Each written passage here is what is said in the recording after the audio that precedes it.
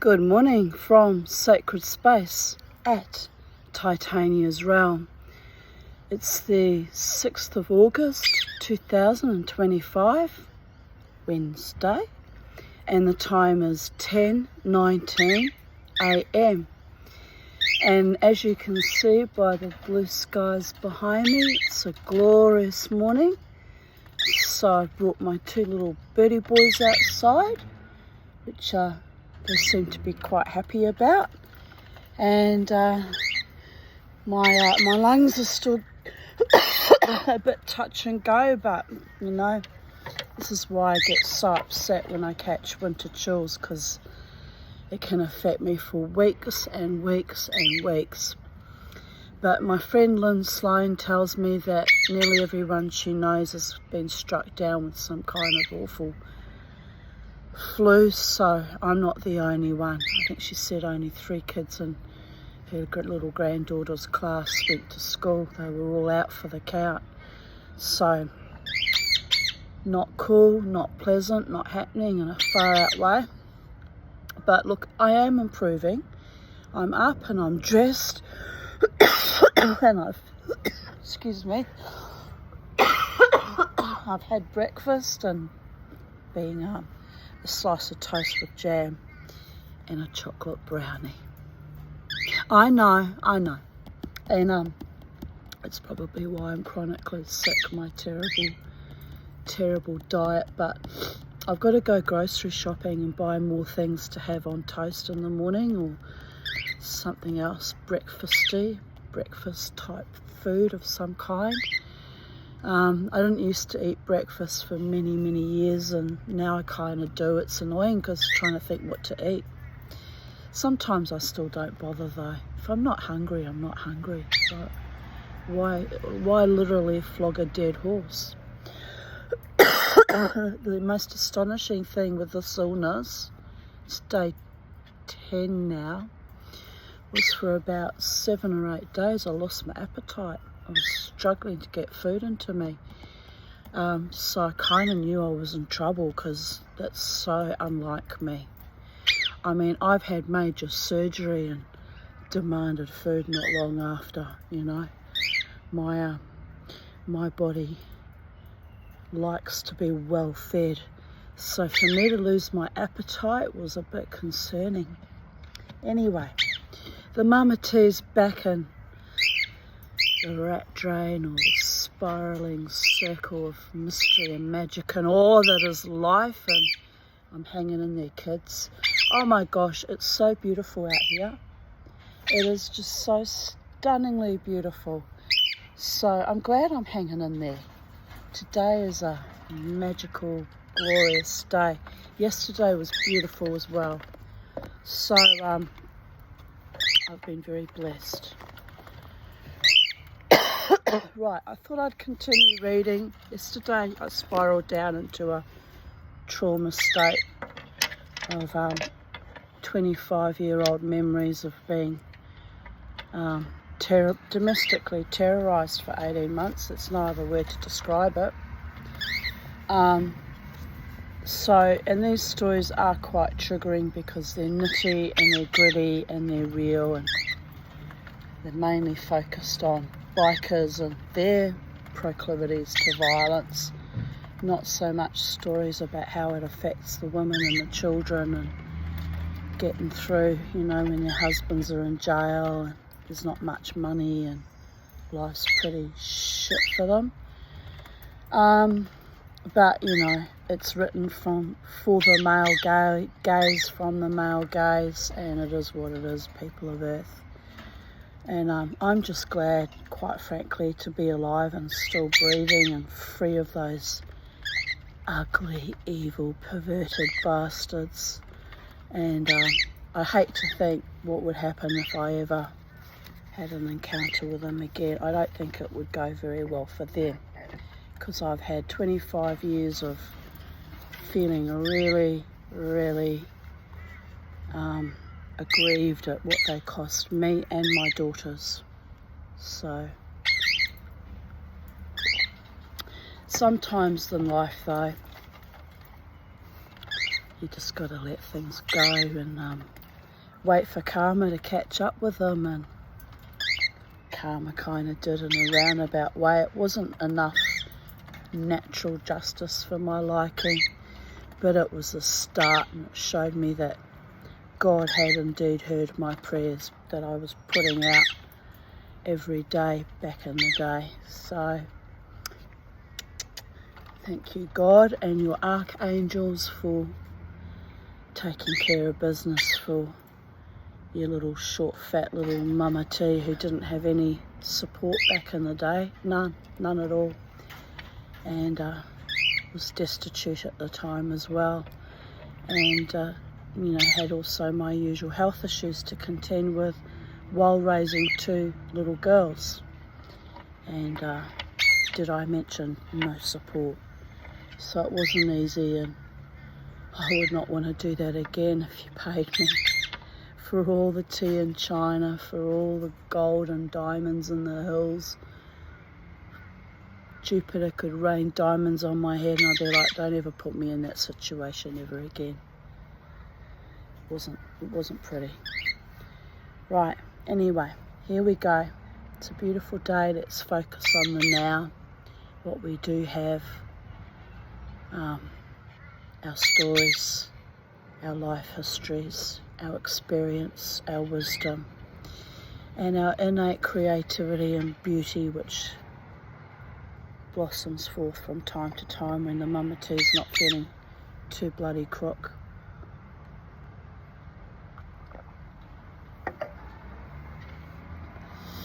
I've almost paid off their cages. I've got a couple of $100 still to pay,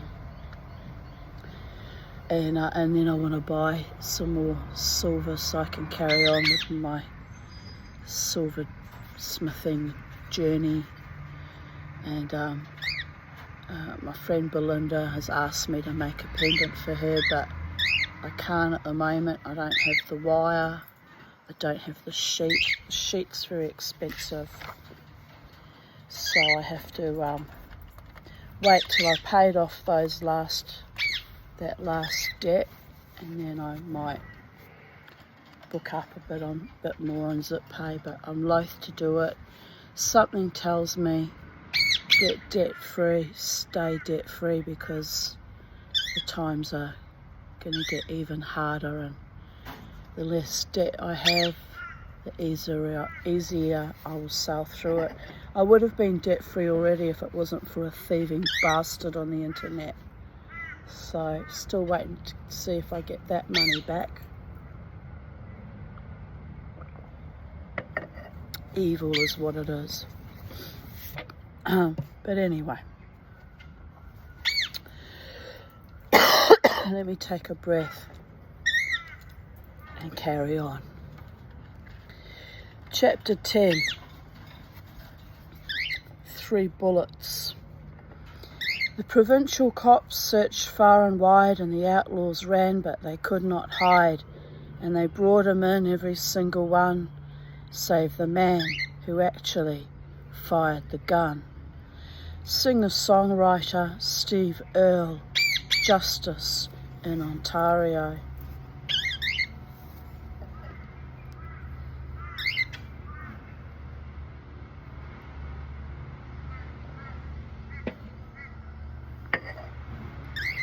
The Golden Hawks didn't become extinct that afternoon in 1962 when they were tricked and chased and humiliated at Pebblestone Park by Johnny Sombrero and his Black Diamond Riders.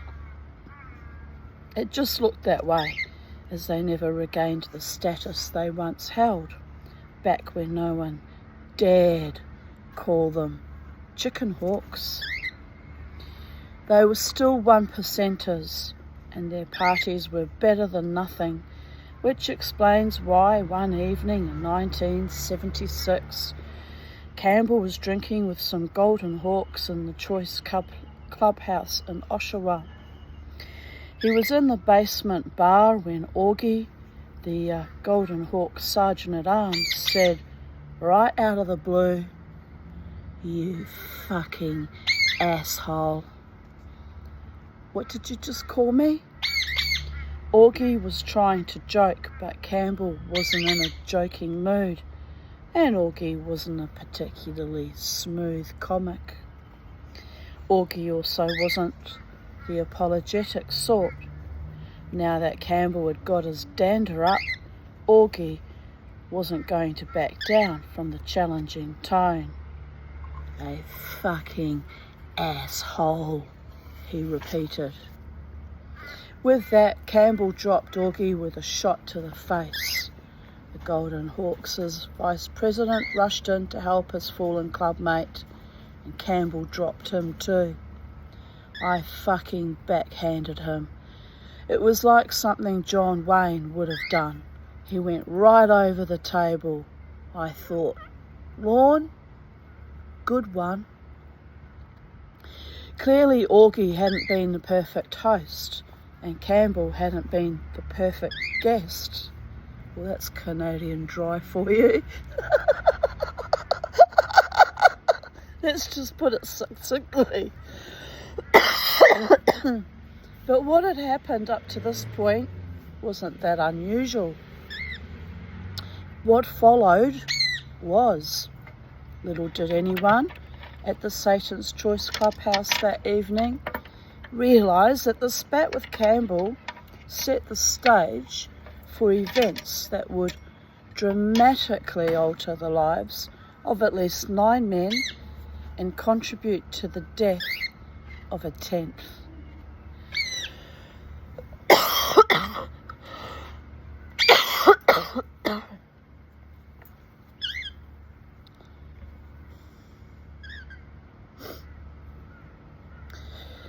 The fallout would also make it into university law classes under the subject heading Miscarriages of Justice.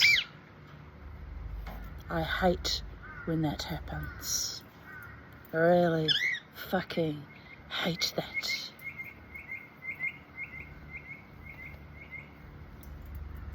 A couple of weeks later, there was a party at the Golden Hawks' clubhouse on Baseline Road between Whitby and Ajax, the town immediately west of Whitby. This time, some members of the Saddle Tramps motorcycle club from Owen Sound showed up. Campbell was enjoying himself when he was abruptly told by a Golden Hawk named Bill, "You've got to leave." "Why? You've got to leave." "Was it because of what happened?" You just got to leave." "I ain't gonna leave." Bill wasn't about to back down, and they couldn't continue this back and forth all night. It's not much of a party when no one wants you to stay, even if the beer is cold, so eventually Campbell left. But he returned shortly before daybreak with John Foote, John Harvey, the man who later killed Foote, Wayne Hobo McCall, and Peter Rabbit Pillman. The party was still underway, although considerably less sober than when Campbell was ejected. Campbell called out, "Everybody on the floor." Some of the Golden Hawks were too drunk or stunned to appreciate that their visitors were armed.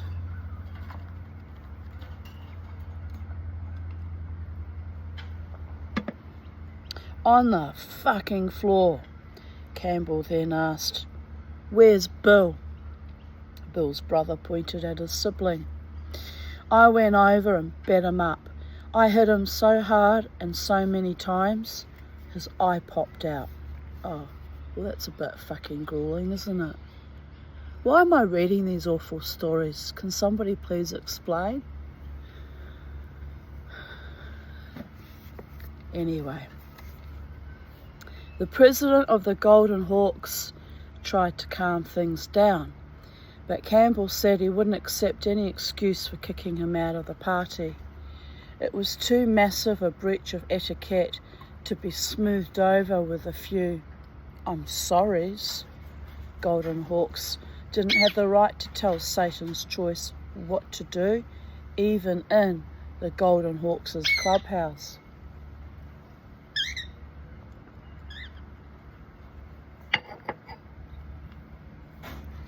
That should never have happened, Campbell said. What do you want? The president asked. I want all of their colours.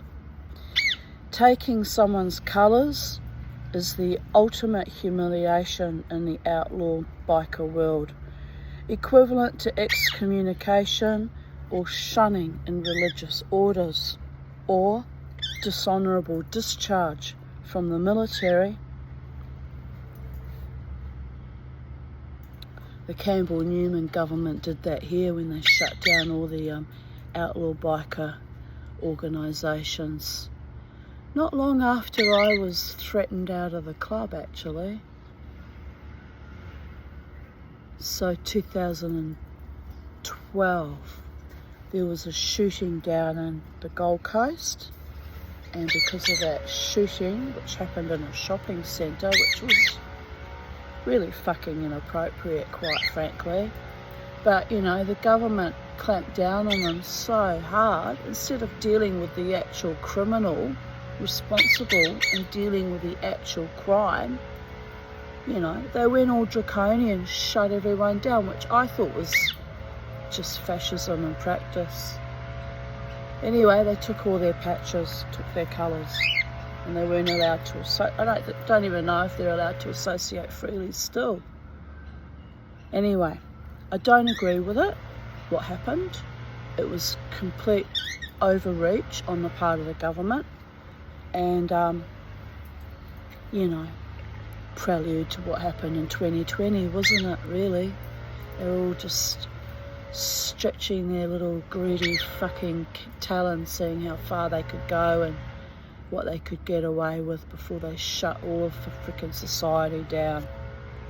They always play with the subcultures first. Most people, most ordinary mainstream people, are completely oblivious to what our government is capable of. Unfortunately for them, Mama T is not.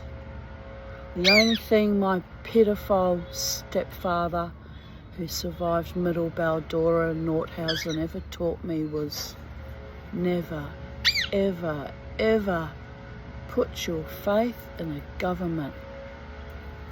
He said, I don't care what government, on what country on earth, don't trust them.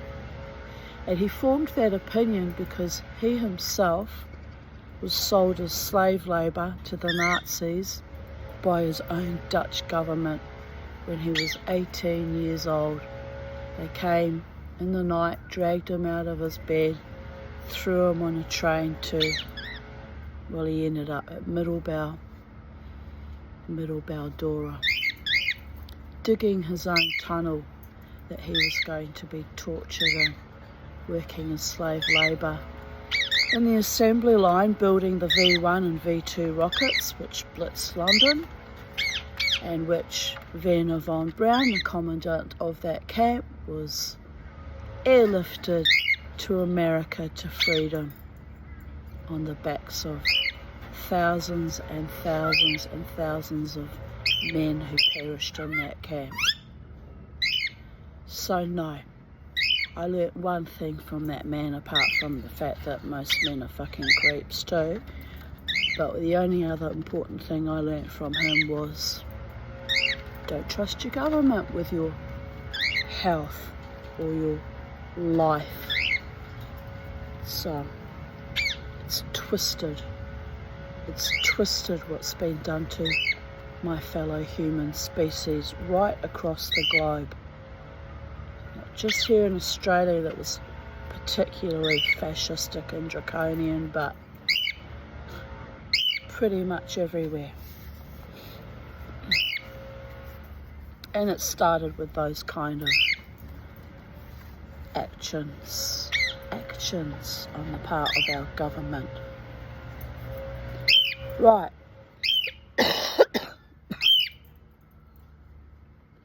I'm not saying shooting up innocent people in supermarkets or shopping centres as acceptable behaviour either. What I'm saying is address the actual crime and deal with the actual criminals. Don't drag everyone else into that fucking nightmare.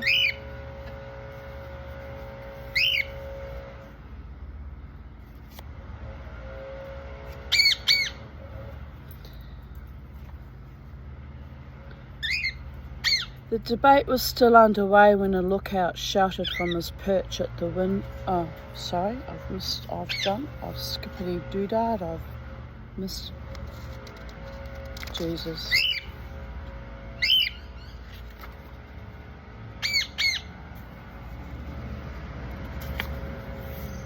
I don't know how, but I've skipped pages, entire pages. Right. What do you want? The president asked. I want all their colours. Taking someone's colours is the ultimate humiliation in the outlaw biker world, equivalent to excommunication or shunning in religious orders, or dishonourable discharge from the military. The Hawks' president wasn't willing to let this happen. There must be a compromise solution. Campbell replied that there was an alternative and that it would be even more severe. I'm just going to swap seats. I just feel like I'm all blanked out here.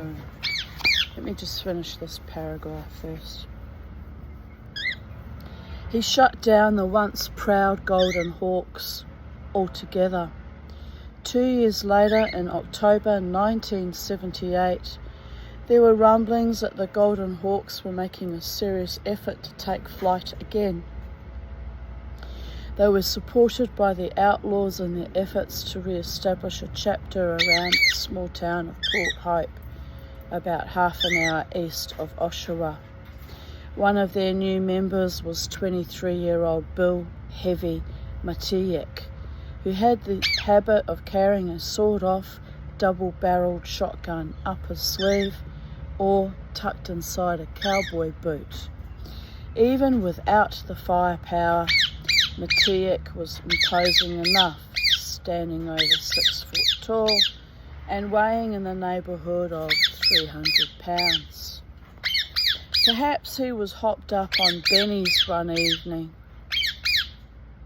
that autumn when he opened fire on Campbell's friend Schmuttley. He proved to be less of a marksman than a physical presence, and Schmuttley was able to duck behind a car door and save himself. I'm just going to swap sides. Swap the sides. Oh, I can go.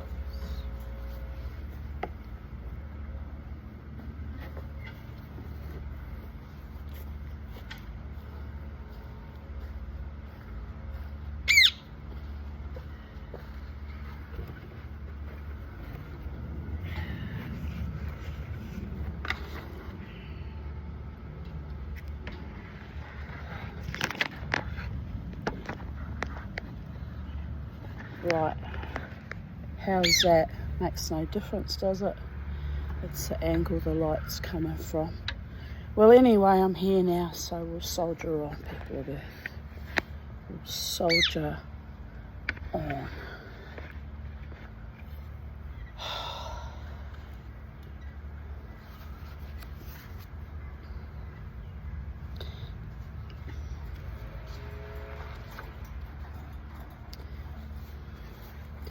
On the evening of October 18, 1978, Campbell was watching the Maple Leafs hockey game at the Satan's Choice Toronto clubhouse when a telephone call came through telling of trouble at the bar of the Queen's Hotel on Port Hope's Main Street.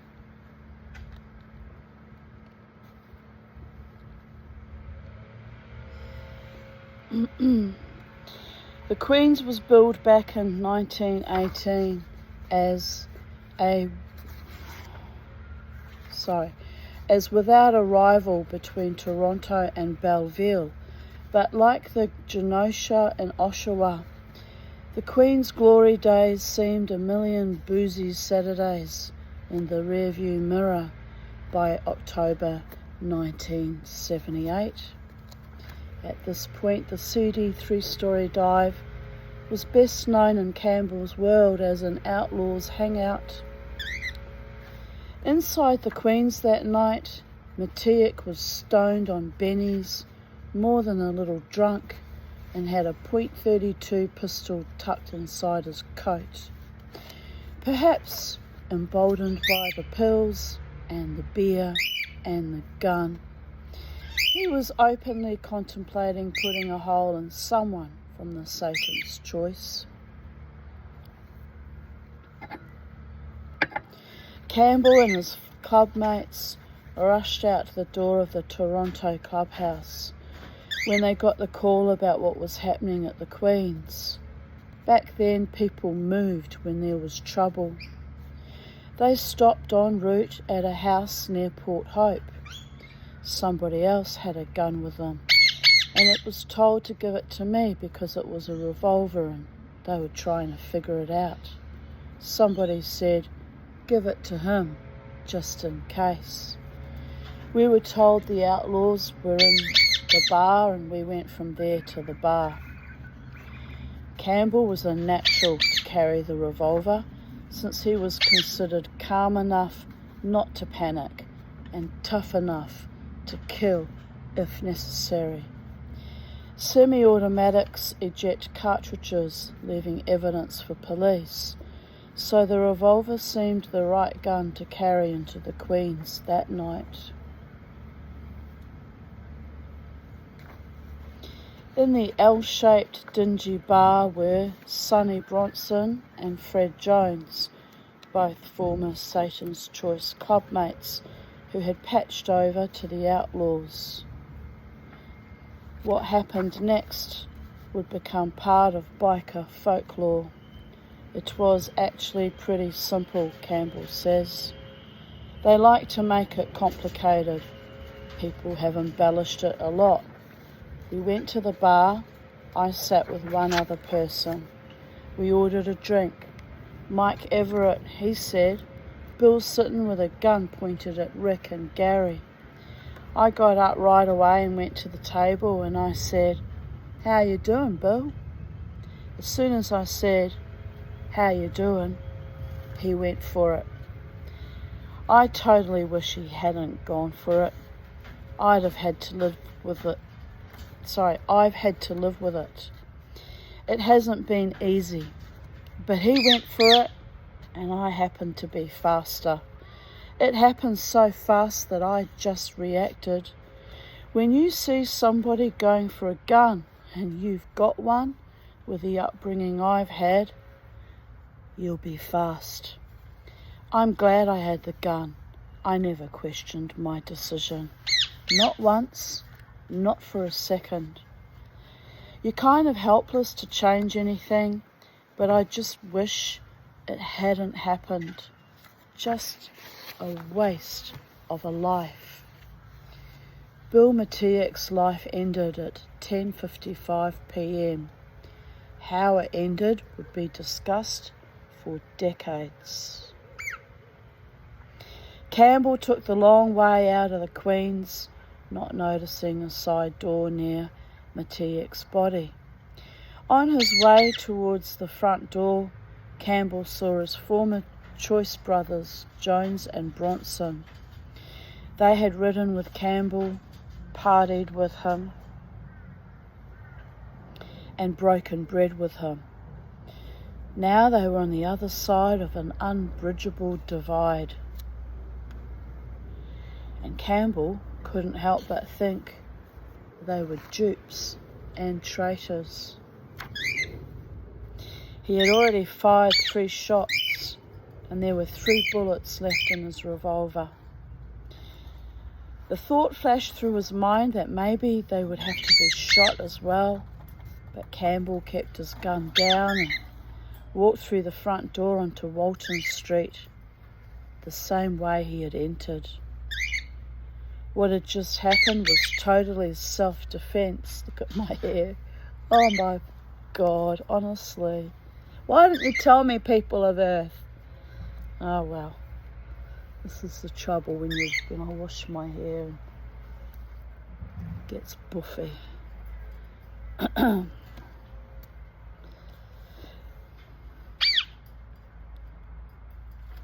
Shooting them would have been different. People who do that kind of thing are stone cold. They weren't a threat to me. I just walked past them on the way out. Campbell drove back to Oshawa, dumping the pistol on the way, and spent the rest of the evening at the Cadillac Hotel. The next day he was back at his day job as an iron worker on the Air Canada hangar at the Toronto airport. He says it never entered his mind to flee the area. At the very worst, it would be a second-degree murder beef, since it wasn't premeditated. I would never run on anything that I've been wanted for, or anything that I've done. A man who can take responsibility for his actions. That takes balls, just saying. I'll be back. I'm just going to run a brush through my hair and won't be long.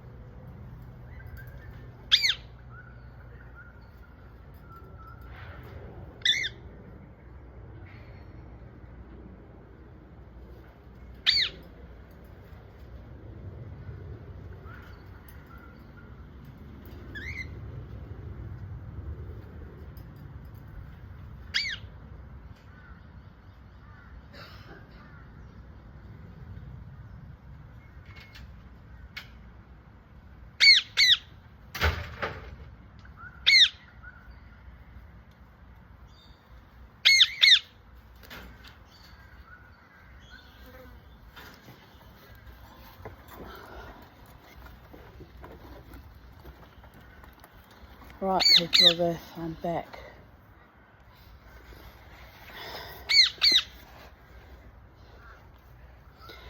It took police a while to catch up to Campbell, and when they did, it was for an unrelated charge. He was dispatched to Toronto's Don Jail in 1979 for 3 months for an assault he described as beating the snot out of a bar owner for pulling a gun. Larry Valentine also took part in the tenderising.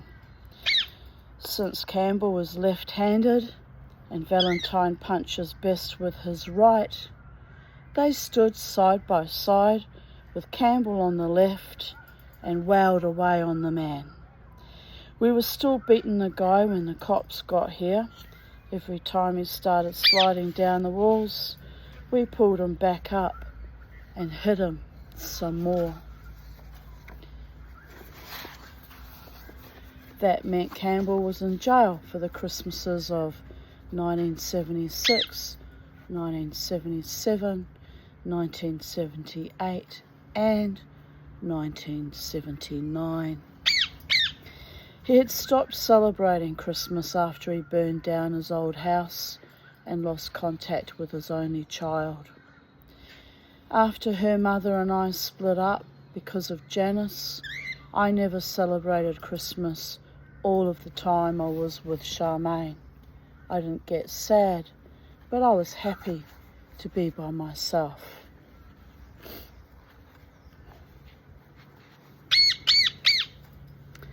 At night at Toronto's Don Jail, after the lights were turned out, he noticed a mouse sneak up to the bars of his cell, looking for crumbs.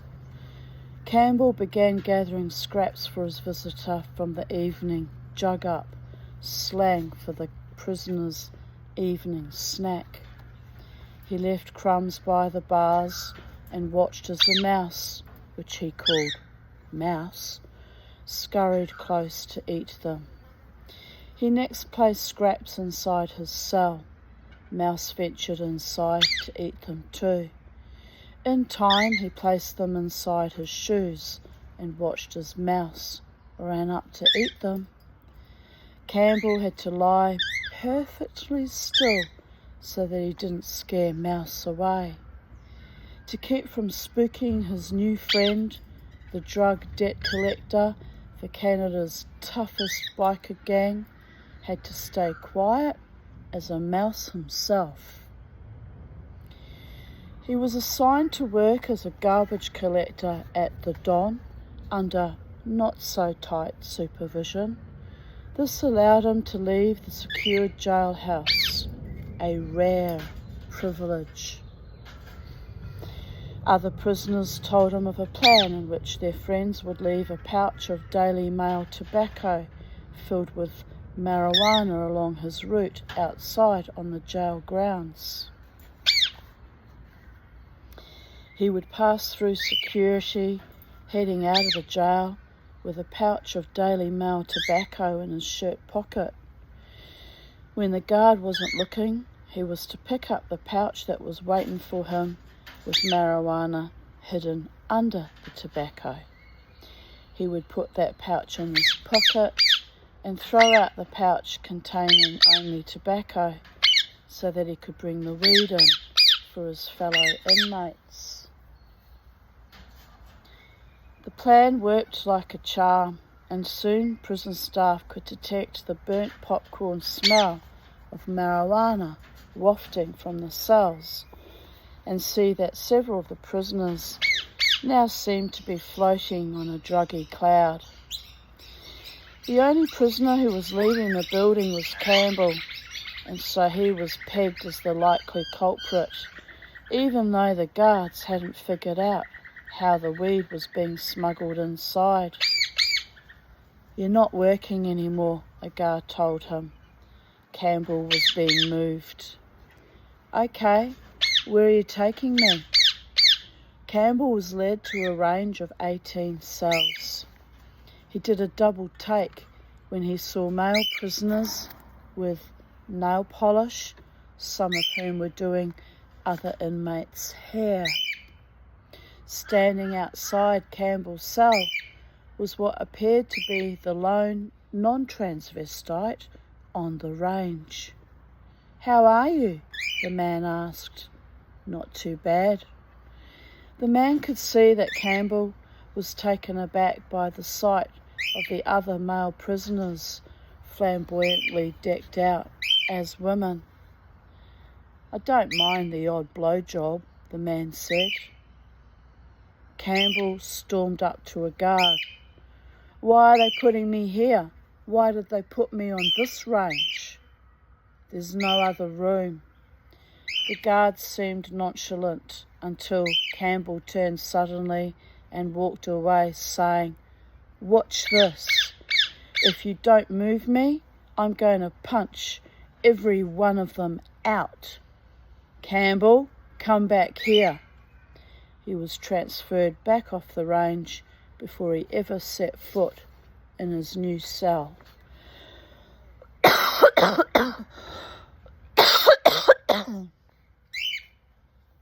So we can add transphobia to his other skills of irrational, fiery, bad temper and beating people up for relatively minor infractions.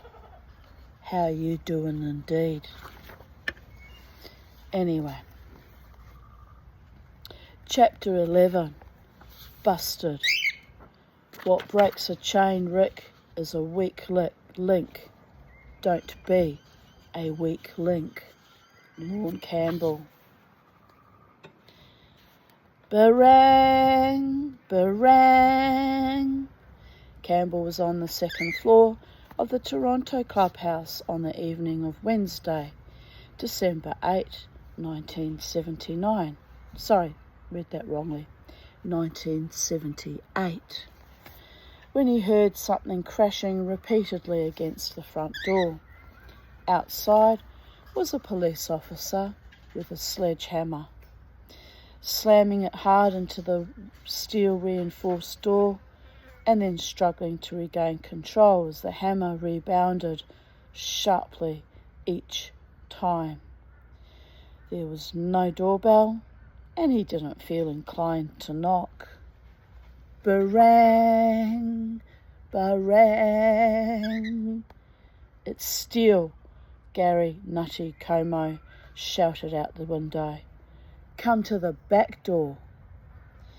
The cop either didn't hear or chose to ignore him and kept bouncing the hammer off the door.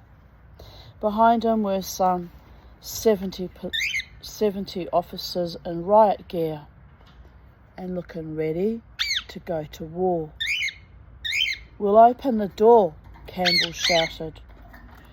Before he could get there, a police truck with a mounted boom on the back reversed hard into the door, punching out a panel. Then somebody opened the door, and they all came in.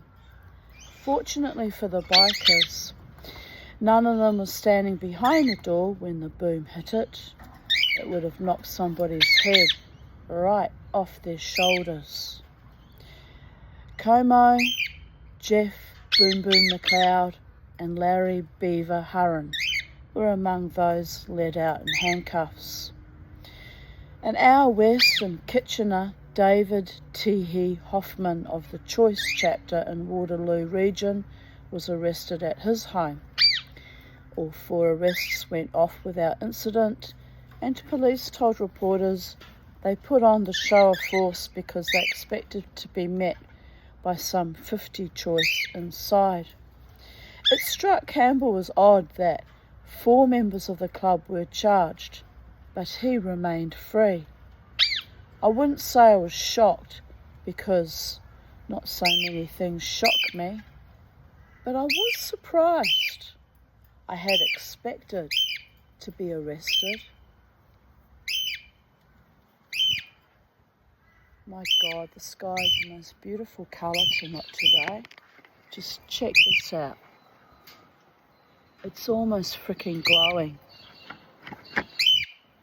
And Mama T's not on any substances and she's not high. But I haven't been high in a very long time now, by the gods. But it's the most stunning day.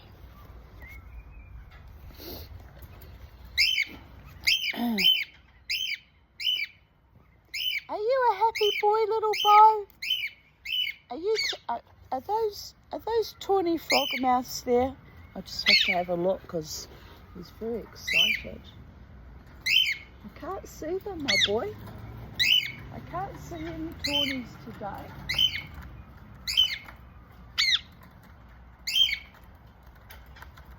Don't know what's got you all Twitter painted, but there's no tawnies today. Maybe snakes.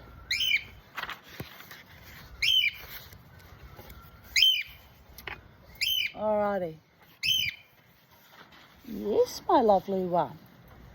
It's all lovely, it's sacred space by the gods.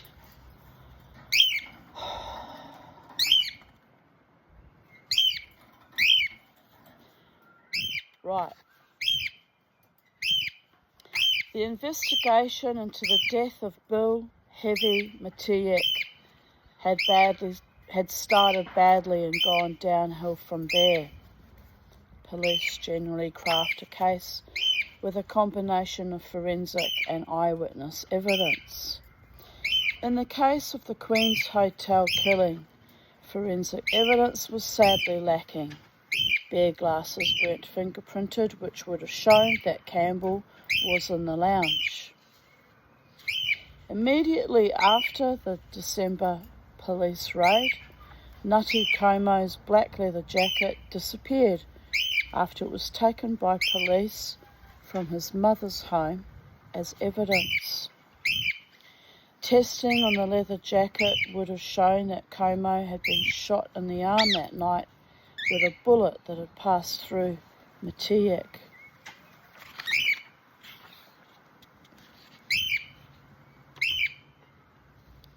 Eyewitness evidence in the case was no better than the forensics.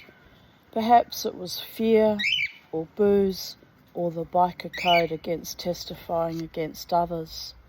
Or maybe it was that the shooting happened so suddenly, with the 3 bullets fired within seconds of each other in a corner of the room, while many of the bar's patrons were distracted or drunk. Or maybe plenty of people were lying. Whatever the case,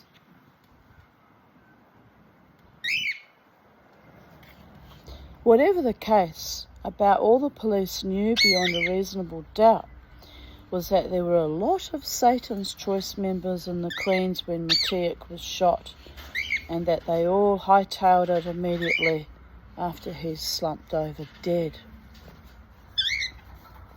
At age 26, Como was already an 8-year member of the Choice. In the early 1970s, he'd been convicted for indecent assault, but as he explained it, he didn't touch a girl who was having sex with a group of bikers. He just didn't stop them. The Crown said the bikers could all plead guilty to indecent assault or all be tried for rape. Pleading guilty seemed like the prudent thing to do, but it meant he was still classed as a sex offender. Como wasn't someone Campbell hung around with a lot. He was loud and could joke about others, but was thin-skinned about taking a ribbing himself. That said, he was still a brother, and for Campbell, nothing trumped brotherhood. Fellow arrestee Jeff Boom Boom McLeod was a quick-witted 24-year-old Toronto Star delivery driver who tipped the scale somewhere around £315, give or take a couple of hamburgers. He and Como were men of big appetites, and the 2 pals could put down 10 burgers each in a feeding. That's a lot of burgers, man. Expensive to feed that motherfucker. Jesus.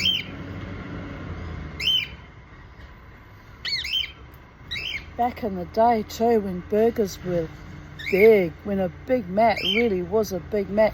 Now it's a tiny pimple thing like this. But I mean, you have to laugh.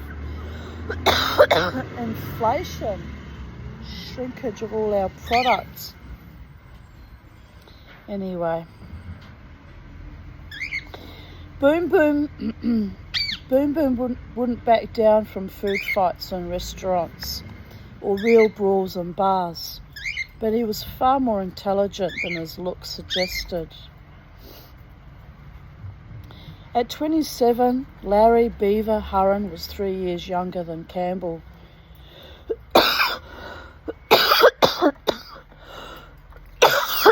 Sorry, guys. bit messed up today, who had sponsored Haran into the club. They got to know each other when he lived in Campbell's home with Eleanor, her father, and Janice for a time while attending high school. He had been the best friend of Campbell's former brother-in-law and supported himself by working alternately as cab driver and factory worker. He was also the veteran of one amateur boxing fight. He might have won that bout at the Oshawa United Auto Workers Hall if he hadn't been doctor point because his corner man, Campbell, shouted instructions too loudly and too often about how he should handle his more experienced opponent. Not long after the raid on the clubhouse, police made another sweep of arrests, picking up 4 more choice members. They included Rick Sauvé, who, in the Crown's eyes, was another of the ringleaders in the Matiak killing. Those who knew Sauvé considered him an unlikely candidate for the role of underworld killer. Just 25, he was a Port Hope boy who quit school in grade 9 to take a local factory job, where he rose in the union until he was elected local president. He was married with a 4-year-old daughter and coached minor hockey. He was also distantly related to Matiak, his brother's wife, and Matiak's brother's wife were sisters.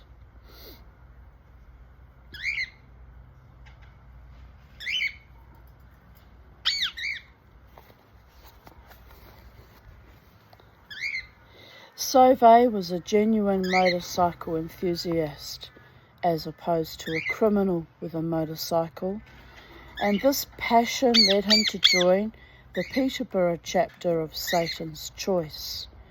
Sauvé had been a member for only a couple of months when Bill Matiak was shot to death, and the night he spent in jail after the clubhouse raid was the first time he had ever been in custody. Trying to get my feet in the sun.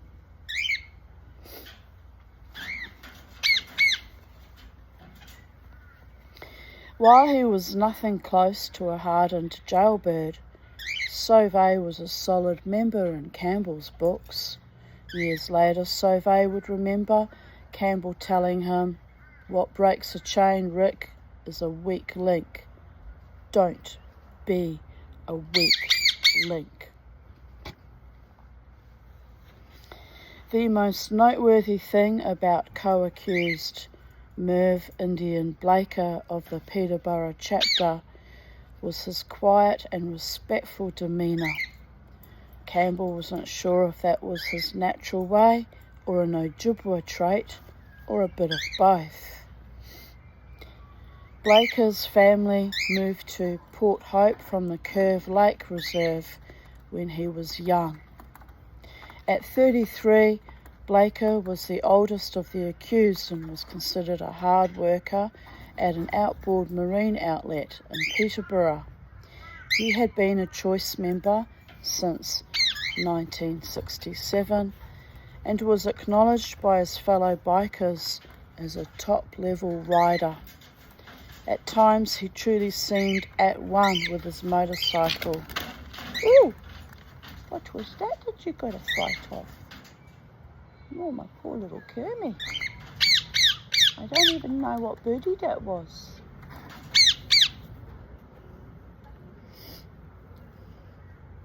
Commanding it to do high-speed controlled wheelies, veering to the left and right, or to inch forward at what seemed like an impossibly slow speed.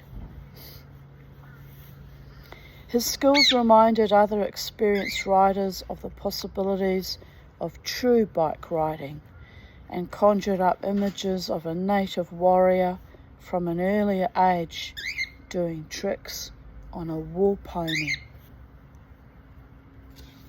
Indians' biking was about function, not form. There was a competition in the choice for the rat bike owner who had the scuzziest motorcycle.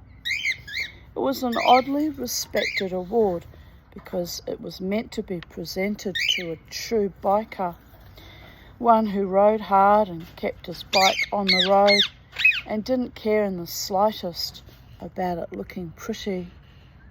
Indian always seemed to win the rat bike award. Indian was slightly built and not considered a threatening man. Campbell still smiles at the memory of Bill, Mr. Bill Lavoie, trying to teach Indian how to use a handgun. That lesson ended suddenly when Mr. Bill accidentally shot himself in the finger. Since Indian grew up close to the Queens, it is hard to imagine he would have taken part in such a brazen crime in such a public place where he would almost certainly be recognised.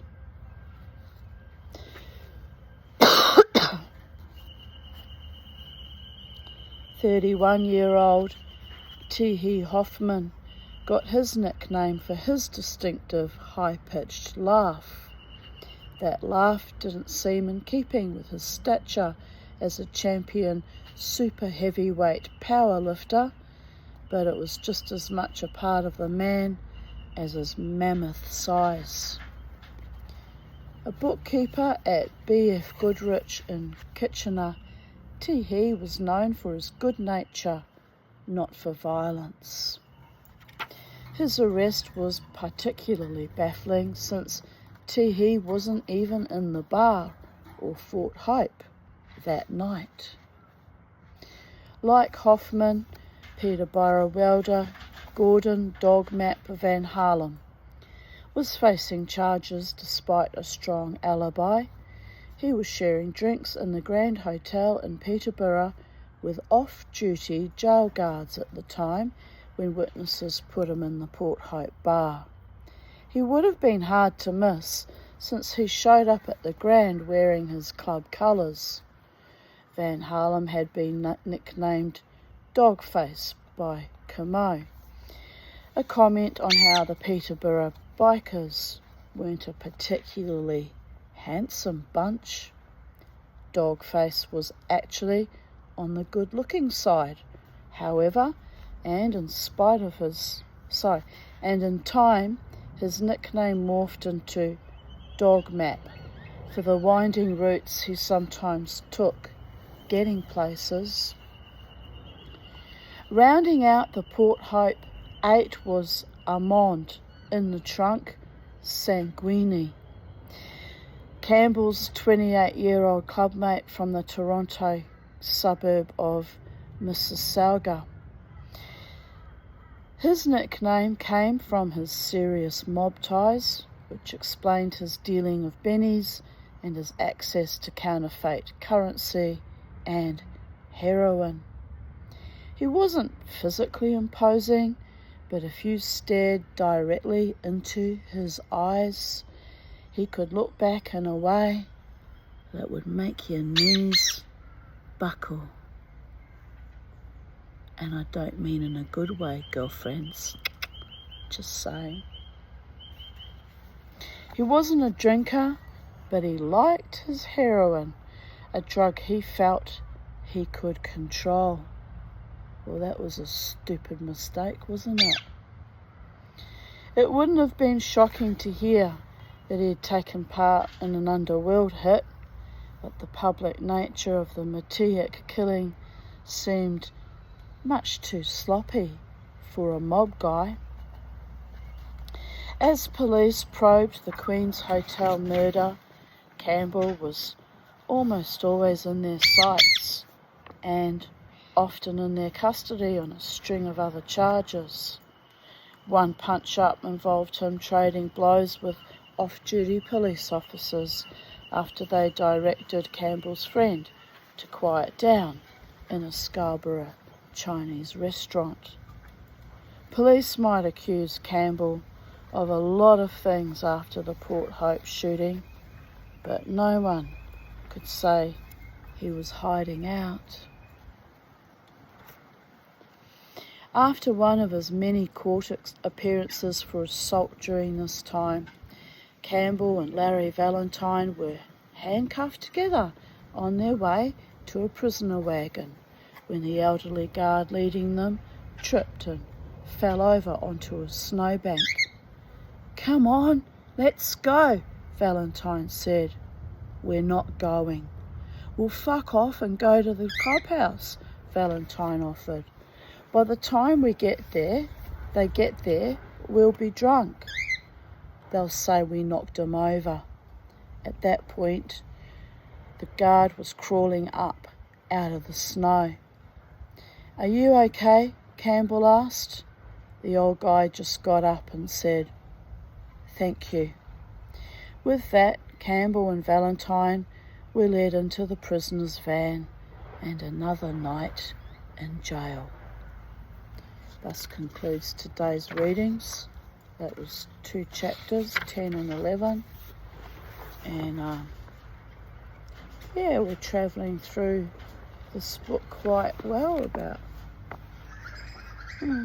just over a third through.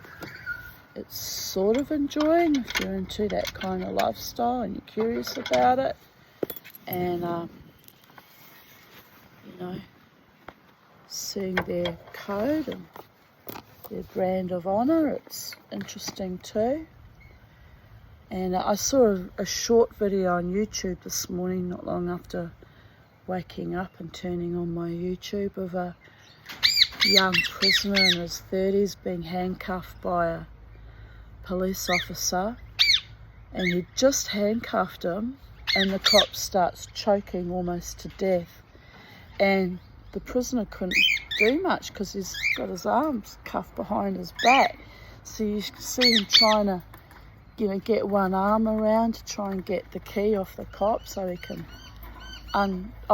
he'd given him the key because he was choking to death.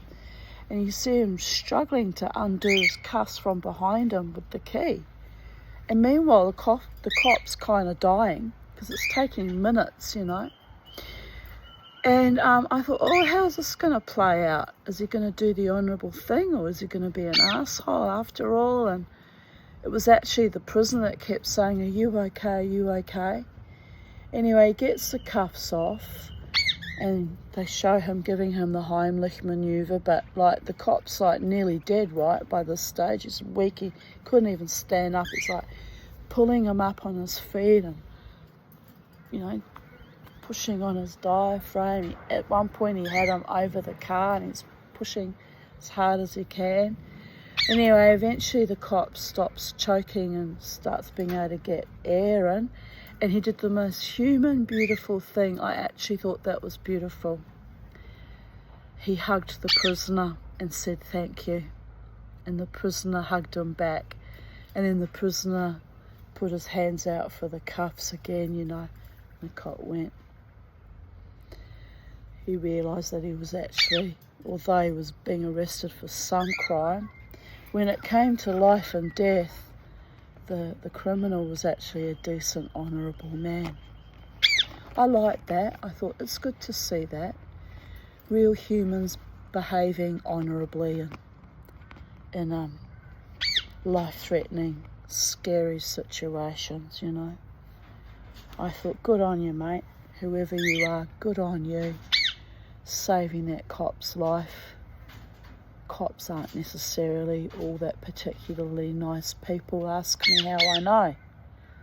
So it was nice to see them both behave like human beings and hug each other and be grateful that he had another chance at life. Anyway, on that note, it's a beautiful day. A beautiful, beautiful day. And I've got my debrief this afternoon, so I've got to, get myself organised for that. I've got to buy some groceries. I don't know whether I'll get it before the debrief or after the debrief. But anyway, I'm still not feeling all that well, but I don't think I'm contagious or anything. It's just my normal residual chest problems I get when I come down with a sickness. So it's a pain in my ass, but it is what it is, people of Earth. Anyway, I bid you all adieu. Have a wonderful day, afternoon, evening, wherever you are on planet Earth. And remember, people put their pants on one leg at a time, and try to treat people as equals, and try to be kind, and try not to live in violence. It doesn't help you in the end. It just shortens your lifespan and stresses you the fuck out. And what's the point of it all anyway, really, ultimately? It's no point. All right. Bye for now. God is bless.